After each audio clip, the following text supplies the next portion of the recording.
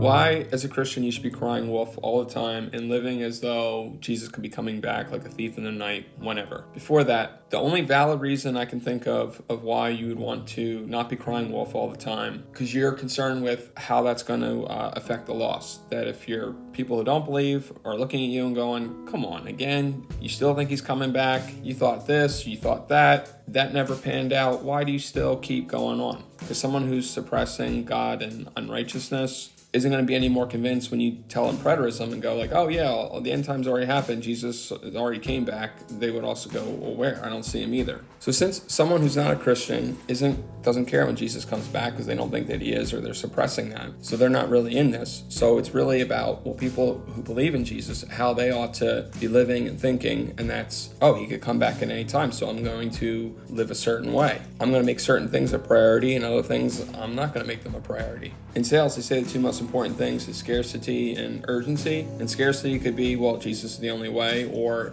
an urgency and also scarcity. Hey, this is urgent. This is scarce. You don't have a lot of time. He'd be coming back like a thief in the night. Be prepared. Well, if you go, well, that's disgusting. That's a dirty sales trick. I can't believe you even brought that up. Before you click off, in 2 Peter chapter 3, when he's talking about the coming day of the Lord, but the day of the Lord will come like a thief, in which the heavens will pass away with a roar, and the elements will be destroyed with intense heat, and the earth and its works will be burned up. Since all these things are to be destroyed in this way, what sort of people ought you to be in a holy conduct and godliness, looking for and hastening the coming day of God?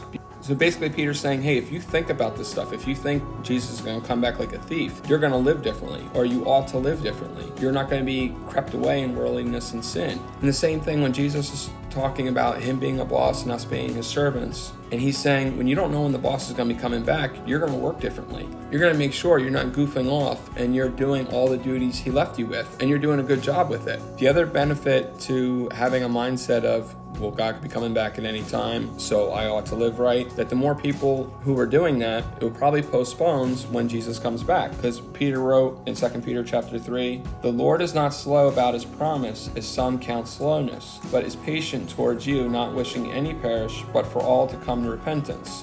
That the more people who live righteously, or go like, oh, Jesus can come back at any time, so I'm going to live right, the more you probably push back him coming back. The more you think it's the end of the world, oh, I got to avoid sin, I got to be loving to other people, I got to be kind, I got to be spreading the gospel, probably the more time you add to the world. The more you think it's the end of the world, and so you act righteously, probably the more time you add to the world. Because the more people who are living right or trying to live right, God will probably, it will be more patient and go, okay, more people are coming in repentance, well, I'm not going to come back yet.